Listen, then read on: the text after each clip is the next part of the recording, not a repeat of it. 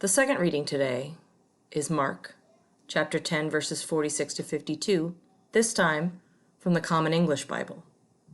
Healing of blind Bartimaeus. Jesus and his followers came into Jericho. As Jesus was leaving Jericho, together with his disciples and a sizable crowd, a blind beggar named Bartimaeus, Timaeus' son, was sitting beside the road. When he heard that Jesus of Nazareth was there, he began to shout, "Jesus, Son of David, show me mercy!"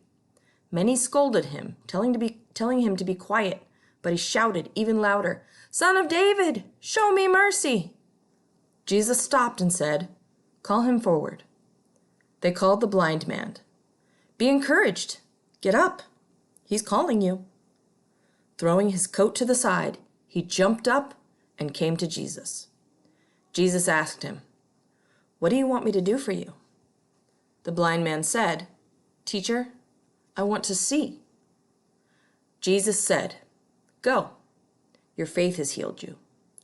At once he was able to see, and he began to follow Jesus on the way.